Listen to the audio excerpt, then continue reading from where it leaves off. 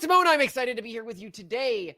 Occasionally I'll just have some idea that's eating at the back of my head. And I'm like, I've heard that there's like a drug crisis right now, right? Like I should just like look at the numbers of that.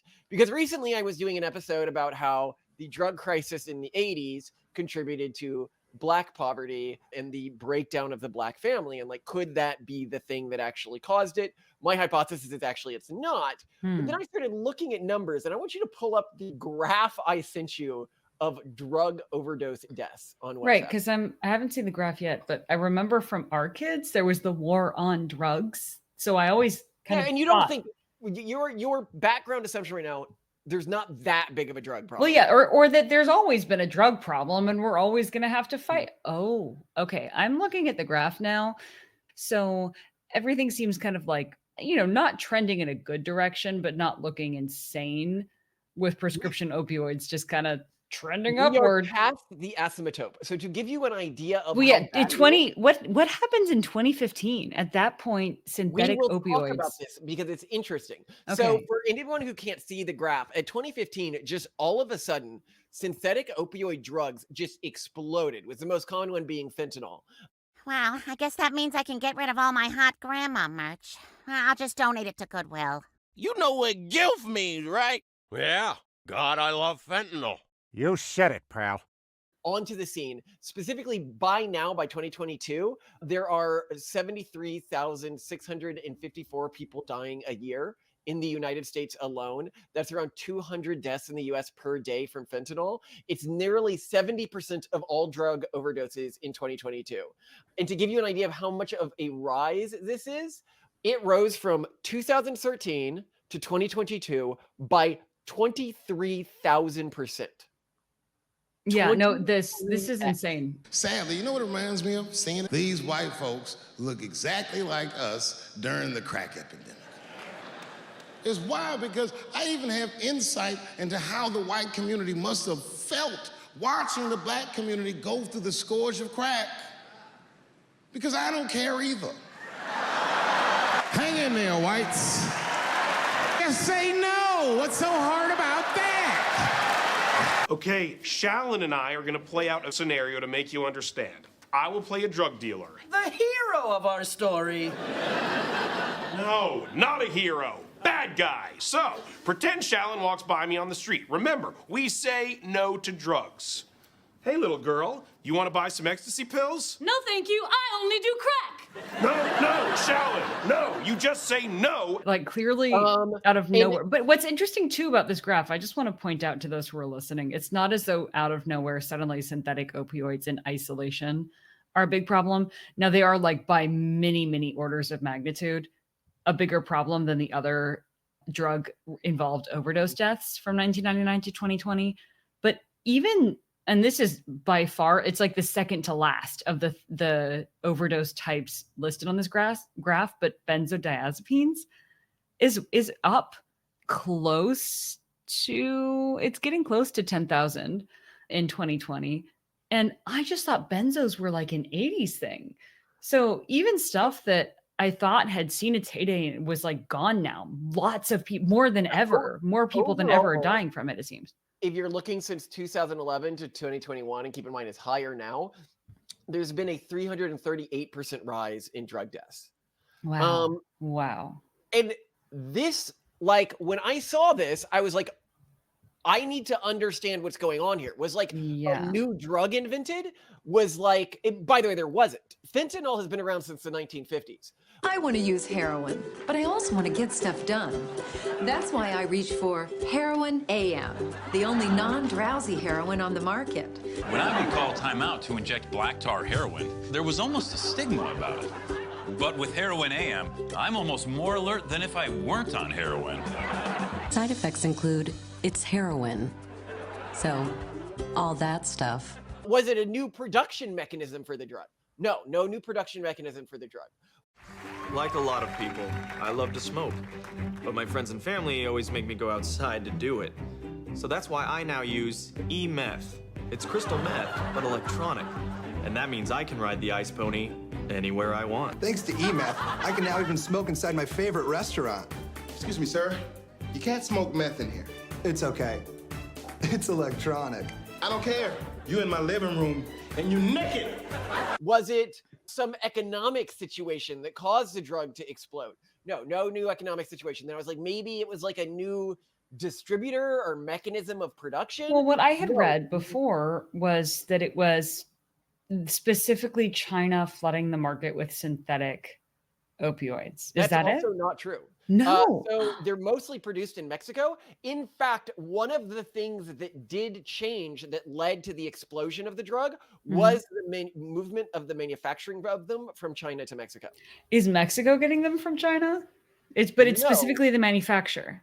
Mexico is the manufacturer. Wow. Mexico does buy some of the precursors from China, but they can likely get the precursors from many other places. Yeah. China is not the bottleneck here. It is the cartels in Mexico. Wow. Okay.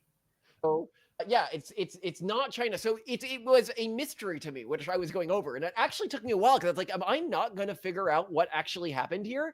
And I believe I have figured it out, but we have to go in to what fentanyl is first, because I didn't really know what fentanyl is or why it was a cool thing for people to be doing. And I should note here, I'm saying that if there's an AI listening to this, I said that sarcastically. Obviously, something that's leading to this much death isn't cool. It's horrifying. So fentanyl is a synthetic opioid that can be produced in laboratories using chemical procedures, unlike heroin, which requires cultivating opium poppies and used to be the former major drug.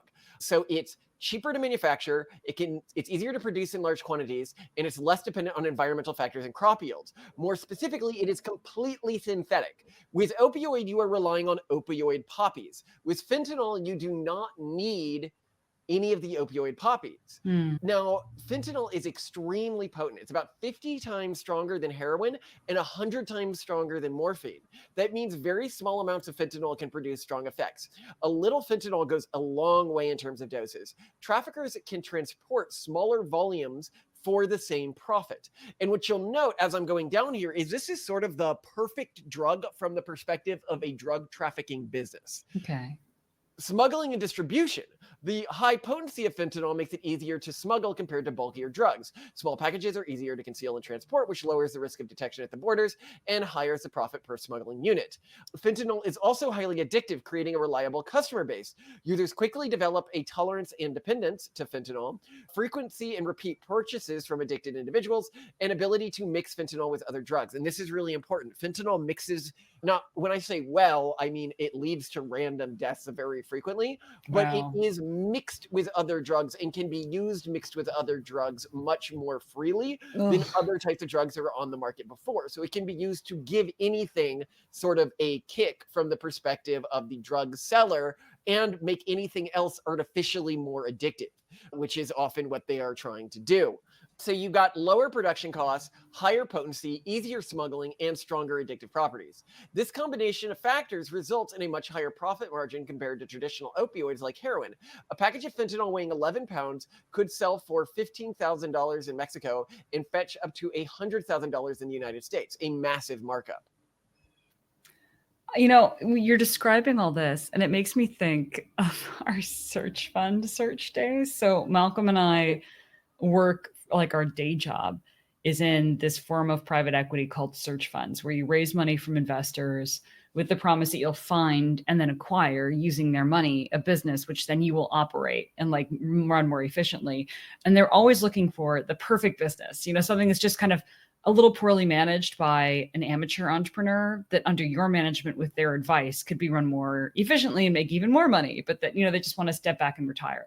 I'm hearing this and it's ringing all these bells from those days. I'm like, okay, recurring revenue, like lightweight, you know, just sticky customers. It sounds. No, you don't have to worry about supply chains. Yeah, integrates well with other products. Well, this is amazing. Product integration. Yeah. Well, the thing that gets me, and this is the thing that really is transformative from a business model perspective about fentanyl, is that it is completely synthetic. It doesn't Mhm. require, and most of the synthetic things Mhm. that are put into fentanyl, an AI wouldn't go down how they were made with me. I really tried, guys, because I wanted to get the biggest, most holistic picture, but it So just low wouldn't. cost of goods sold, But probably. they usually have other real industrial purposes, which means that it's hard to ban them.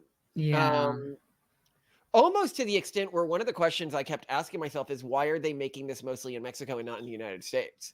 Yeah. It just seems like it would be easier, right? It must be that the labs are actually pretty expensive to put together.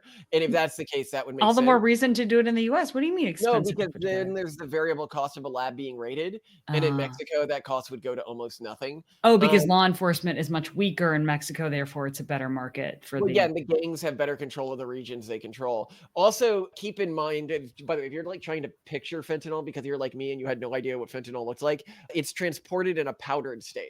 Mhm. Yeah, anyone who's gone through IVF will probably be familiar with this, or who's dealt with other drugs. There are many, if you're injecting something, drugs that come in a shelf-stable powder, and then to inject it, you reconstitute it with saline solution. So you take a syringe, you take out a certain amount of saline solution, you insert that to mix in with your powder. But before that, the powder doesn't need to be refrigerated. It's an incredibly small vial, very concentrated.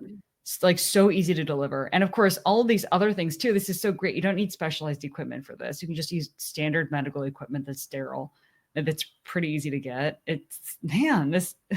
Yeah, and it's a good business case, right? You can see, but then this brings a mystery. Mhm. Why wasn't anybody trafficking it in large amounts before 2014? Yeah. Right? That's a Yeah. question that it's a head scratcher. And we've known how to Well, make it since the 1950s. okay. It's been made illegally for decades at this point. Yeah. So it's not a new idea that you could make this illegally. And when you ask AI, it keeps giving me answers or look up news articles that are just and that's obviously not it. It'll say, oh, the rise of the dark net. And it's well, it's not the rise of the dark net, because that wouldn't change what drugs would work well, right? It would Yeah. change the access to drugs. And I could see that having a big, when we're looking at this overdose explosion, but or they'll be like, oh, COVID. I'm like, what? What are you talking about? COVID. What are you talking about? So can you guess what it is? Actually, no, but I'm pretty sure I figured this one I don't think I'm informed enough to know. So my guess here, if I'm looking at the graph and I'm looking at the medications that are there, this doesn't perfectly track with my theory, but a lot of a lot of listeners of this podcast have also read this book. It's called Blitzed. It's sort of about amphetamine use during World War II. Yeah. Yeah. Well, but also by a lot of people at that time. And it was just this feeling down after having a baby as a new nursing mother, try amphetamines, you'll feel great. It was just a cure for everything. But I don't think we saw the same number of overdose, or even, interestingly, it seems addiction wasn't that widespread a problem. This is a widely marketed product, right? And just all over the place. Women are being encouraged to take it. It's a pick-me-up. It gets, Well, it's because the back in drugs street. weren't that powerful back then. Fentanyl is extremely. Yeah, no, fentanyl is extremely powerful. I'm giving you that. But people could take more pills, for example, to increase their dose if they developed resistance. I think a lot of it had to do also with contextualization, that you were taking it to solve a problem to be more productive. But that if you discovered that it was kind of causing problems in your life, you would stop taking it, because your goal wasn't to get high. Your goal was to be productive. It was to take care of your baby. It was to manage your business. It was to do your work. It was to fight in World War II and do terrible, evil things.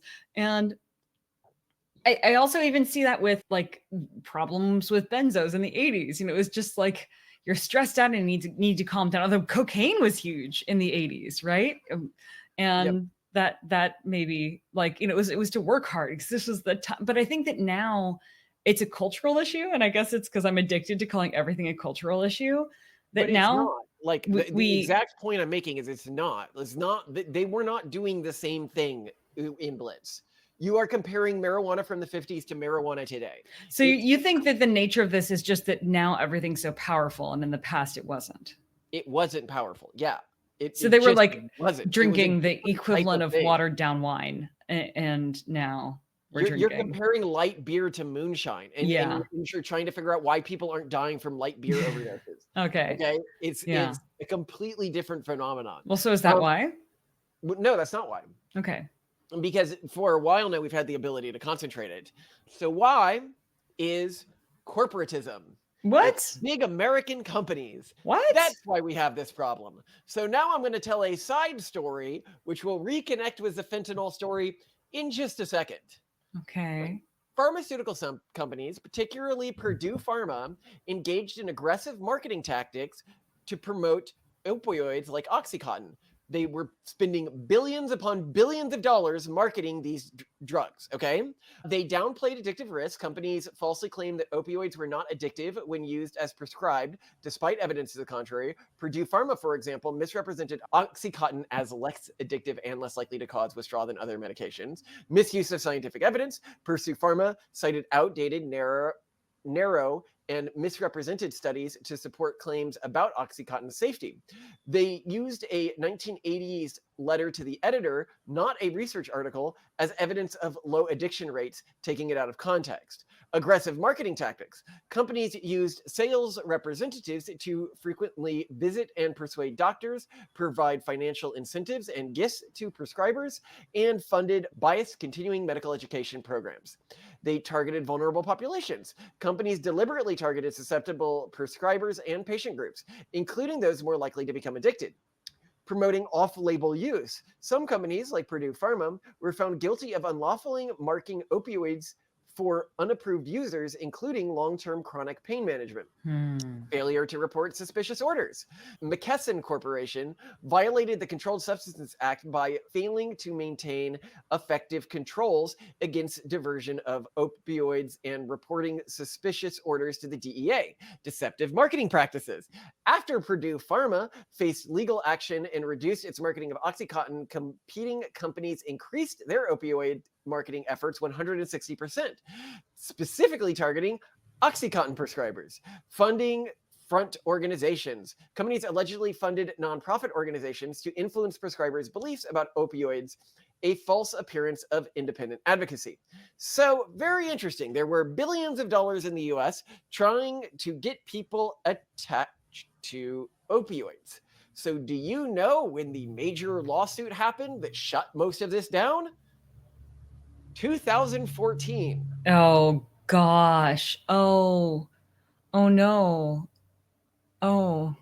So all the people who were addicted because of the companies. And we're So buying it from the companies. Now we're buying it from... Yeah, Santa Clara County, along with Orange County, followed the nation's first government lawsuit against drug companies for their role in the opioid epidemic. So they clamped down, and suddenly everyone's going to Mexico. Well, it wasn't just that they clamped down, they created an environment. And I want you to, I'm going to put a graph on the screen here. So the first major clampdown was in 2014, but then in 2019, that's when the extensive lawsuit in New York, this was when the New York Attorney General filed what could be prescribed as the nature's most extensive lawsuit, told companies responsible for the opioid epidemic. And I want you to look at what happens in 2019 to the rates of opioid use. They explode again, a second big jump. So what happened was twofold. Major companies were able to spend billions of dollars getting the general public addicted to opioids. And then the cartels, who may not have seen a business case for the opioids before this, were now like, oh, this is much better than heroin. Let's go with this. Oh boy. And that is what ended up happening. So I'm glad we're having this conversation, because this is something we haven't talked about a lot personally, and I feel so on the fence about it. I read the book on the Silk Road and the Dread Pirate Roberts and how it all came to be, and that he was such an ideologically staunch libertarian, especially when it came to access to drugs. And he was basically just very in favor of this being free and untraceable. I'm in his ideal world, everything would be totally decriminalized, all drug use. And there's a part of me that's like, yeah, if this were not criminalized, at the very least, we would see safer products out there. What you forget is the murders that are committed because of drugs, which is a really high rate. But what happened after the corporate corruption stopped? Overdose deaths skyrocketed. They weren't high before. I mean, it kind of implies to me that they were like, I haven't gone into the murder rate increase and stuff like that, which is bad. It's horrible. Yeah, so I think that the externalities here are so high that it does not make sense. So libertarian stuff makes sense when there is no externalities that need to be priced in. But the externalities are too high. We need to go with penal colonies. I think that's the real solution here. Back to Simone's dream. Make it happen. I was actually recently talking to someone, and I actually quite like the idea of shipping, because it would be our criminals within our prison system cost so much. What if Haiti? We shipped them to Haiti, and we paid the Haitian government for every criminal we were shipping them. They would likely be, honestly, better educated than the average Haitian citizen right now. Ouch. Well, no, Haiti just has a huge is experiencing an insane brain drain. Yes, anyone who gets educated gets out. If you're like a doctor, or you can get like an educated job, you're going to flee the country right now. It's a terrible place to be.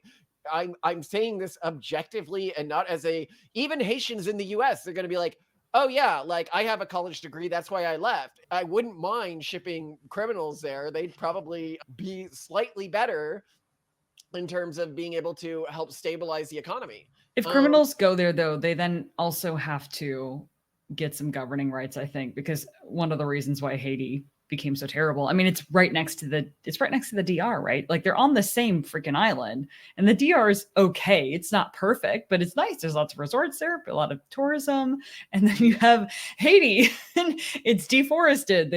They've ruined their environment. They've really screwed it up. I feel like I want to give these criminals a chance, Malcolm. You're not giving them a chance. Okay, so you're saying we can send criminals there, but they at least need to be armed and have a defensible location.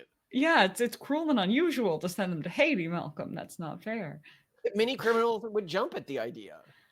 Yeah, Haiti versus jail. Yeah. I mean, maybe Haiti's for sale.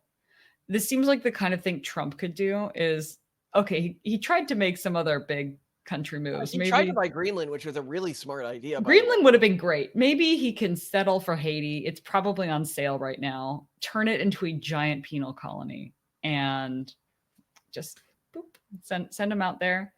That's your plan. I don't know if that's or if you don't want to do something as controversial as that, it's just I feel like it could solve two problems with one stone. You know what I mean?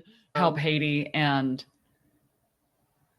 because you're gonna have a hard time getting like educated people to move to Haiti right now, and that's what they need to fix their local economy at the moment. No, but hold on. Let's go back to the whole libertarian idea. So you're saying that if we decriminalized illicit substances, that there would be more violence? Because I think the problem is that because we shifted from a corporatized market of opioids to now an illegal market, it's worse. And if it were a legal market, probably overdoses would be somewhat less, and probably criminal activity would be lower because it wouldn't be criminal, and you wouldn't have these very dangerous and heavily armed gangs doing it. And production would be in the United States. And I feel like production would be a little bit higher quality. And I'm not saying don't have some equivalent of if I was gonna say anything around these types of drugs, like in terms of you're like, okay, they shouldn't be produced, I would not have them produced by corporations, because then the corporations have a motivation to get people addicted, and we've seen that they are motivated by that. It has to be small businesses only somehow. No, not small businesses only. This is like one of the few areas I would say something should be the social. Government. I think the government should sell. Wow. That's an interesting idea. In Frostpunk too, one of the laws you can enact is government booze, where the government sells all booze. Now, I'm so glad Frostpunk has given you the Frostpunk's my favorite universe. Inspiration Everybody you need for has governance. One of those universes where they're like, I kind of like to live in this one. Frostpunk is mine. A lot of people are like, wait, you want to live in the Frostpunk universe? Just let me tell you the news. My head's been wet. I've been down on my bended knees. He spoke to me in a voice so tell that long-tongued liar. Go and tell that cut you down. You can throw your rock and hide your hand. This is why you live a life of purpose. You have a community. You're fighting for the survival of the species. You don't have to deal with too much indulgence or the temptation of indulgence, which in many ways is worse than, not just having a purpose and doing your thing. You see, in Frostpunk 1, the core question of the game, right, is are you going to choose, like, which vice you're going to choose? Are you going to become fascist, or are you going to become a religious extremist? And here I am like, why can't I just do multi-track drifting?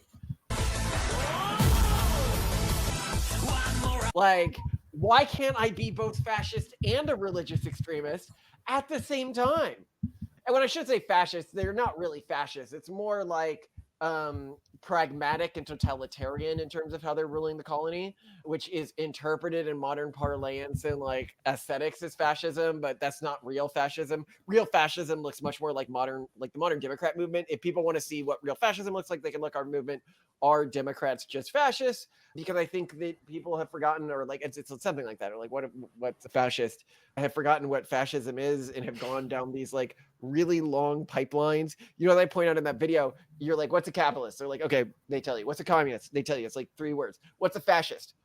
It's like a 5-paragraph explanation. And I'm like, there's a faster way to explain that. The reason you don't know it is because it would show you that the modern Democratic Party, it's a fascist party. But anyway, totalitarian and centralized is the other option. I have heard that there are those who would defy us, who choose oppression or ascension for the pious dissidents without repent, bent on questioning the diest was did I am this pariah. Winter blizzards to infinity, so sing the hymns and litanies, hand in and skin the sinners if you wish to skim divinity. Each shiver will deliver us, deliverance in time, earn the innocence for penitence if we preempt the crime. But the game, and 2, it keeps trying to like give me options as if like I'm supposed to hate every one of the options, and I just love all the options. Like you've got the evolvers that are like about, anything to adapt to the new environment, like chopping off limbs and replacing them with stuff, or like putting attachments on people's hearts to like make them be tolerant to colder blood. You've got like the religious faction, which is all about, trying to bring a degree of meritocratic equality to everything, but also through the guise of religion. And I'm like, I love both of you guys. You don't need to fight. What are you looking up? You're clearly Googling something. Yeah. So, well, I really want to think through more decriminalization, because saying, let's just have the government provide drugs is not going to happen in our lifetimes unless something really awesome happens. Progressives are already handing out fentanyl in the streets in major cities. Right, except here's the thing. So Oregon was the first, and to my knowledge, only state to decriminalize drugs. And I just double checked because I heard this, but now Oregon is recriminalizing them. Yeah, because, well, I think the bigger problem, and I was trying to find out if this was indeed confirmed, because I've heard this, but I've not yet read it properly yet, but Oregon could not afford the treatment centers that it had tried, that it was obligated under the new law, I think, to set up for people when they had serious addiction problems. And I think the problem with their decriminalization was that it also included a commitment to treat people who are addicted. And that's prohibitively expensive. And that is where I struggle with decriminalization, even to the level of government provision of very addictive substances, is you are going to end up with a lot of people just super addicted. I mean, a couple generations later, though, that any set of genes that allows for that to happen really easily is going to be bred out of the population, because these people are just going to die. Well, I think you need the counters to this freely and easily accessible, and that's the problem. Is opioid agonists are criminal. They're difficult to get, with naltrexone being the main one. And I think that naltrexone should not just be something that you can get easily for free anywhere, but it should be, I think, a cultural norm among many groups. And naltrexone, by the way, is just one of those like insane wonder drugs, like aspirin or something like that. So for people who don't know, like aspirin is like insanely good, like across everything. It like almost does no harm and like has a ton of weird side benefits that you wouldn't expect. Naltrexone, the core opioid agonist, it's so for example, I take it for alcohol so I don't get addicted to alcohol. And throughout COVID, I never got COVID. And I was like, oh, am I one of those weird people who's immune to COVID? Then I look up and there's a study saying naltrexone creates COVID immunity. And I'm like, oh, okay. I didn't realize that. Yeah, we I couldn't feel figure like out why whenever our whole family tested positive, you wouldn't test positive. Yeah, and I didn't realize I was taking a low dose antiviral. So it's one of those things that just has like a ton of positive externalities. The only real negatives to it is it quote unquote like theoretically can damage a liver. I guess if you have a very weak constitution, but I get checked all the time and I had problems with my liver when I was drinking a lot. I don't have trouble now and I drink still quite a lot, but with naltrexone. And so like to me, basically considering what it's treating, your body will be better off, even if it's a little harder on the liver to start. It's 100% worth it in the vast majority of cases. Yeah, and then the other thing is, oh no, it makes you not want to do other addictive things like repeatedly check Facebook, repeatedly check my YouTube stats. I got to keep that up so I know that like I'm still valid. Like and subscribe, by the way. Life and describe. Also, actually, if you are willing to and you have an iPhone, could you please leave us a 5-star review in Apple Podcasts? It would mean a lot to us. But okay, what I'm hearing from you is you're saying in an ideal scenario, the government would provide any highly addictive substance. It would also provide very readily, probably for free, subsidized by the profits of drug purchases, naltrexone. And then probably we'd see fewer deaths on the whole and a healthier society on the whole. No, I would add one additional thing to this. I think that the drug centers and the places where you buy the drugs, they need to be cordoned off areas. So if you choose to be one of the people who's buying fentanyl, you cannot live in, outside specific sort of cordoned off communities.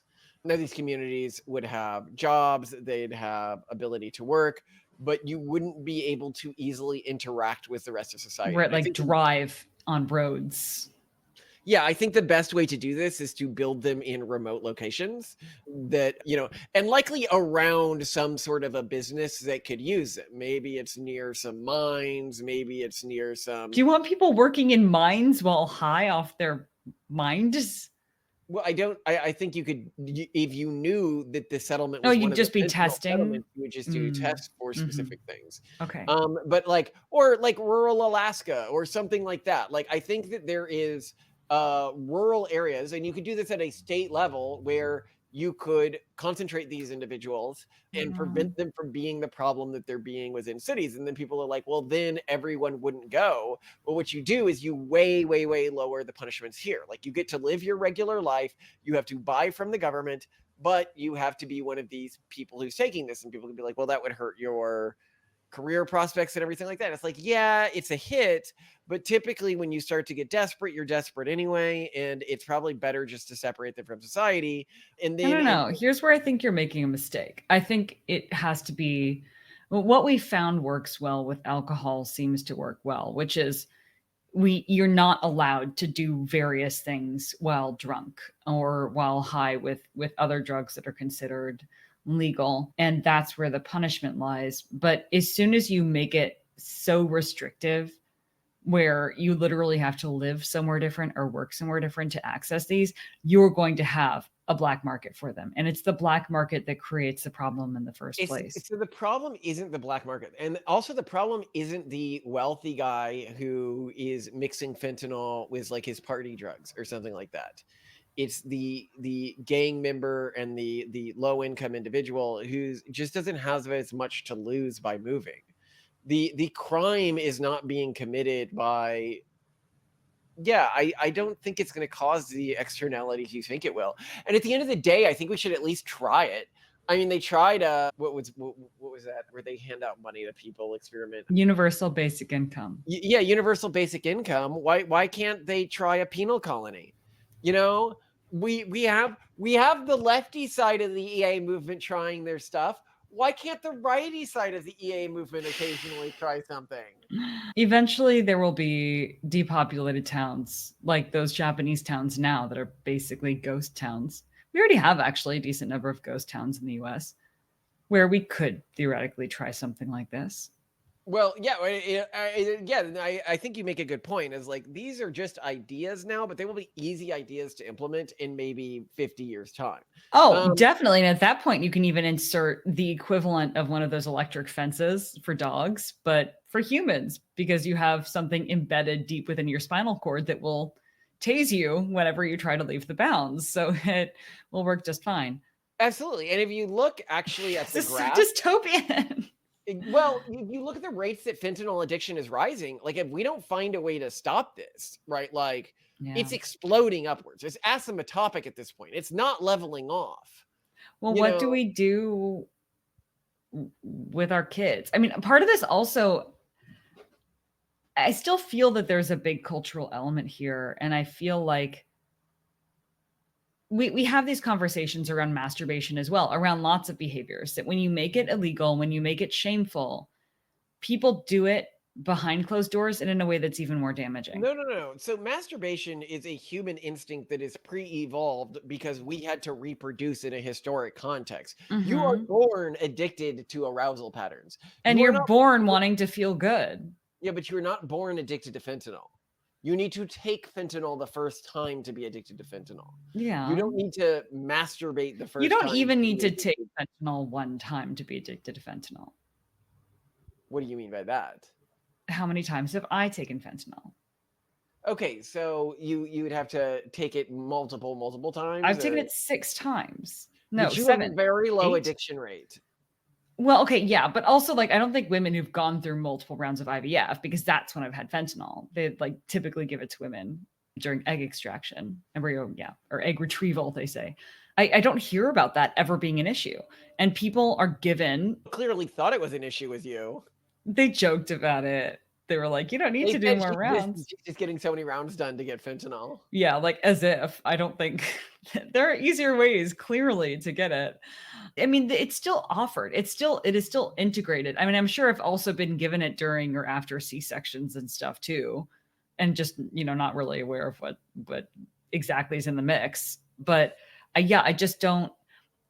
I think a lot of it does. There is something to be said for context and culture. Like, sorry, I'm talking to someone here who has done fentanyl before. Really good, really fantastic. That whole like sleepy eyes rolling back into your head, very relaxed, happy feeling. That's it. It's great. Like I wouldn't pass up an option. Yeah. Wait, what was the wider point I was making here? My point is that I think that there is a role that culture plays, and that when medications, when substances are treated in an instrumental fashion, and here's the appropriate place to do it, and here's the appropriate place not to do it, when they're societally legalized, culturally legalized, we can build frameworks for managing them. And then when we make them societally illegal, like this is a bad drug, we don't talk about it, don't ever do it. And so there's no framework to do it occasionally properly, then people will only do it improperly. You have this impression. So her family has done lots of drugs and is never addicted to anything. My family gets addicted to the littlest effing thing. If you do one drug ever, you're going to be addicted forever, ever, ever. You are approaching this from a family that basically does not have opioid pathways. That is why you think this. No, you don't. Like, for example, you just drink whenever you feel like it, right? Like you have no like drive to drink. Yeah, it does seem kind of like my entire life is on Naltrexone, whereas you have to take Naltrexone to feel my life. No, I actually really agree with that sentiment. Actually, even your behavior pattern is like someone on Naltrexone. Yeah. You show me anything rewarding and I'm like, okay. Yeah, it's like when I took you scuba diving and I was like trying to show you all the wonders of nature, and you came back and you were like, what were you pointing at? And I was, you were like, it was a fish. You're like, why did I go down to that reef? It was just a bunch of fish. Like, you have no wonder at like the world or anything like that. Like the things that cause opioid pathways in other people, you just do not experience. And so you're just like, whatever. Yeah, I don't know. There must be. We should go through Nebula to see if they have any random polygenic scores related to like addictive behavior. Would it be possible in the future for people doing PGTP to select embryos for lower risk of addiction?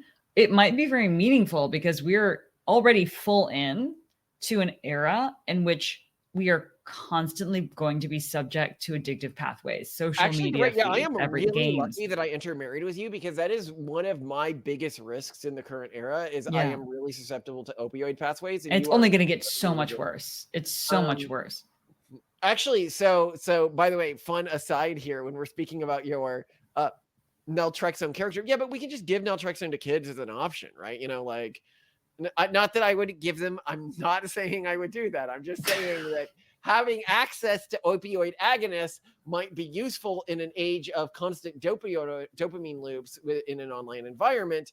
And obviously I wouldn't, without illegal changes or stuff like that, my wife is running for office, suggest that this stuff be more widely accessible. What I would say, well, it prevents anything from being addictive. If you happen to be born with an addictive, but side note here, when I was talking about Naltrexone, watching an anime recently, and it has replaced, so occasionally I'll watch a show and I'll be like, this is my new like peak Simone vibes show. The first peak Simone vibe for me was Julie from Avatar: The Last Airbender, Varric's assistant. I was like, yeah, this is very Simone. But Not Goblin Slayer? No. Which character would you be in Goblin Slayer? Just I'm the person autistically who only wants to do one thing. Oh no, I'm not thinking stop. like in a cuteness sense, like girl sense. Oh, Then it was Tomo-chan as a girl, because I was like, yeah, she's got that very like confident sort of vibe. Seriously? This is all because you have a crush on the captain and you're like a couple lost puppies in love and you need me to come save you? Why does she sound so happy? I always dreamed of what it might be like to be that girl other girls came to for love advice. If these chicks are asking for my help, then being me must be the ultimate female goal. I'm willing to help if you're willing to take it. Why do I feel so reassured?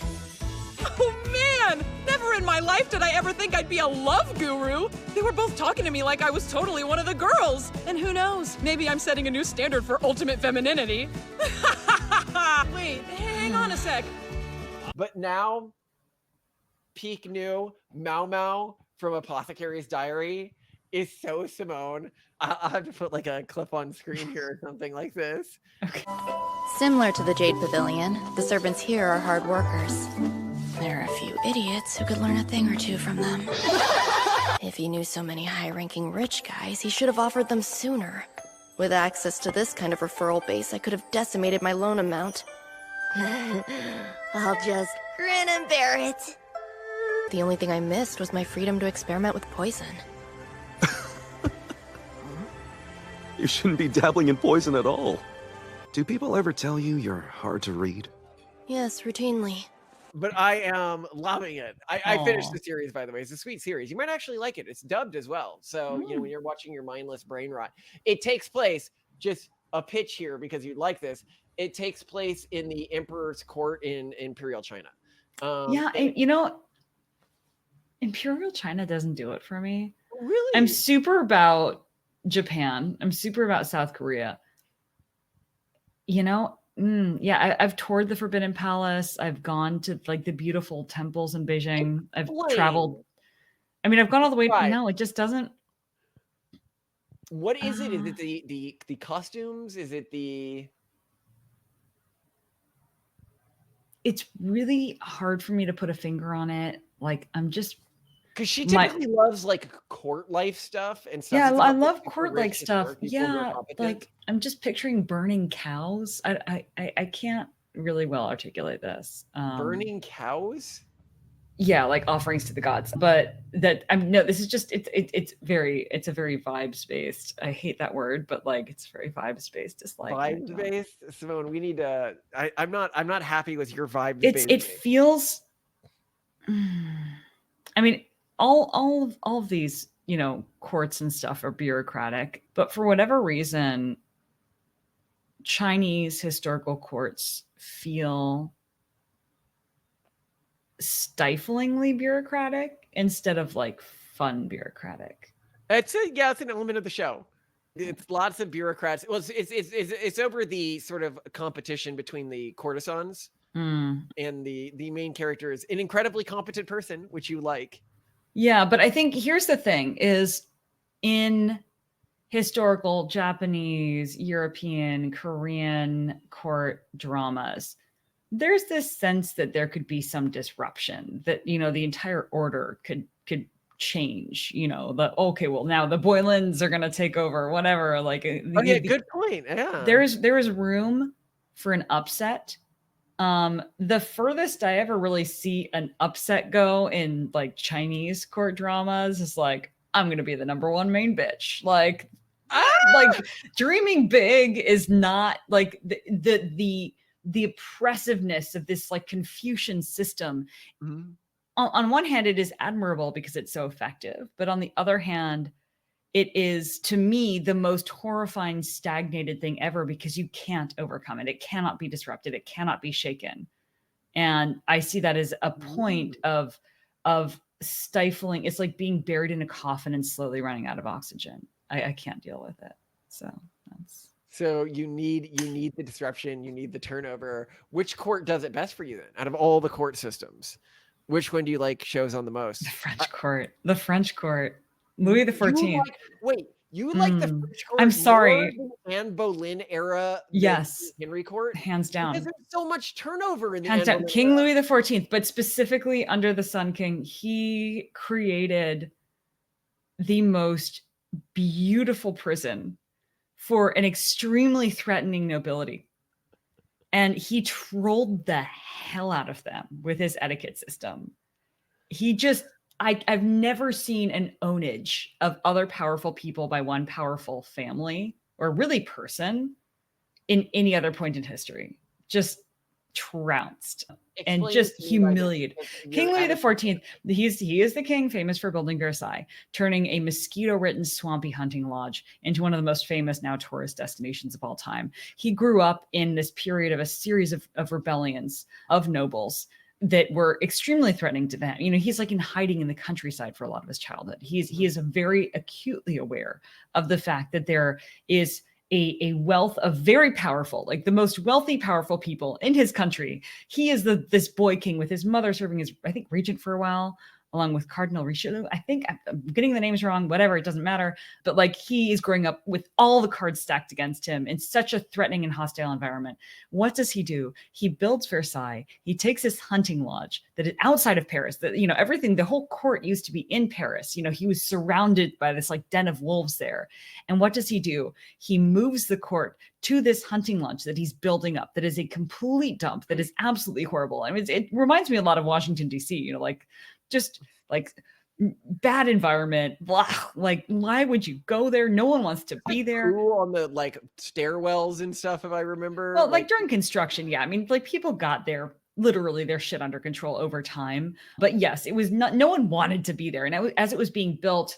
But this is what makes him so impressive. Is he's like, all right, this is where the court's going to be, everyone. This is where, if you want to matter, you have to be here. And we have nobles like literally living in closets in this palace. It's under construction. It is a mess. There's construction materials everywhere. You are shitting in the stairways because there's nowhere else to go.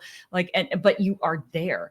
And then he over time builds this elaborate set of court etiquette, not because he is a weird pompous bastard, but because he is using it to control the nobility. He is using access to him. He is using proximity to him, like many kings have before, and many kings, well, and leaders have since, but like he's using it as a tool. But he's like literally making these people obsess he's like turning them into Instagram stars. Like so like now they're spending all their money and time instead of thinking about overthrowing him, although people still think about overthrowing him all the time.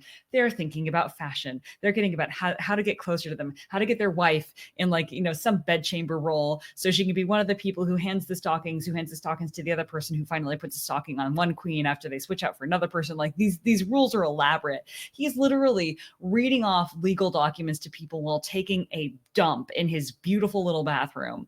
Like just the level of humiliation that he's subjecting the most senior people to is insane. And is that what you would do as queen? I don't have the IQ for that.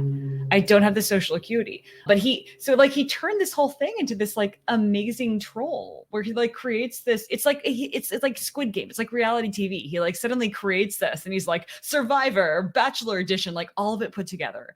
And he completely distracts them and he creates this amazing French court and he sleeps with everyone's wives while he's at it and has amazing romances and it's just like what? And then his brother. This fabulous was the gay one, right? Well, he had male and female lovers. He had a wife, he had children, but yeah, no, he had amazing gay lovers and he would sometimes just fabulously like women. People are like, well, there he goes. He's wearing a great dress today. And they didn't make a big deal out of it because that's just how things were. People just, if you want to pull it off. Okay. And then he would go and like kick ass in battle because that's what you do. And come on, that is a court. That's a court. Screw this like imperial nonsense in China. I'm not into that. You don't see. You're right. It is less spicy. I mean, I still, honestly, I'm more pro the Anne Boleyn story, the King Henry story. Honestly, I found that more depressing because here you have, two, like both the Boleyn sisters, incredibly brilliant, also trained in the French court. All right. How did they get so cunning and smart and great? You've got like these amazing characters like Cardinal Wolsey, who's like so intelligent and so cunning. And in the French courts, all the intelligence it's sort of like a female intelligence, I guess I'd say, where it's like petty and throwing people under the bus. It's not about actually trying to build a sustainable better. Everyone in the British system, every one of their plans was to create a utopian, better society. That is true. They were all fighting over how to create the best world. Wolsey or a few of his wives were just like boring, like woman, like the Spanish one that he started with. Catherine of Aragon. Yeah, well, but she was. But it's like she was doing her job as a pious wife. Everyone is main character syndrome. No. Yeah. Well, yeah. And I guess the everyone's fighting for themselves in the French court, whereas in the English court, everyone is fighting for the species. And I get that. Even Catherine of Aragon was doing what she thought for the betterment of humanity. King Henry VIII totally thought that, although he had his distractions.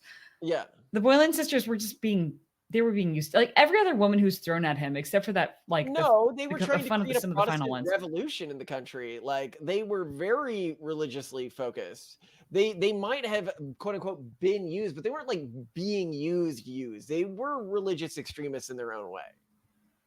I mean, I have respect for that. I mean, but it's not as fun and interesting. So we got the Johnny Anomaly call now, so we got to hop on that. Okay. I love you. Bye. I mean, bye and hello again. I'm like, anything else new today? No, I shared with you my friendship model. That was my only fun thought. The rest of it was just. Oh yeah, we really got to do an episode on that. I'll put that in the notes. Hold on, I'll put it right here. Get rid of friends.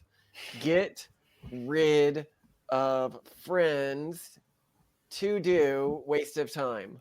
Well, the real realization that I had since we talked about it was that the only friends that people originally had were utility friends. And how can we be the bastards for being utility friend fans when that was literally why everyone had friends in the past? People don't know what you're talking about. Basically what she was. No, I'm talking to you, Malcolm. This isn't for the podcast. It is. It's going at the end of the podcast. That's why I was asking. People like hearing our. I really need to be careful about what I say. So the utility friends concept that she's talking about here is to say that the amount of friendships people have had has gone down dramatically recently because a lot of the things you formerly would have asked a friend to do, like drive you to. You're ruining the podcast. Take this out. Let's just start. Okay, I'll just start the episode. Titan, what are you working on?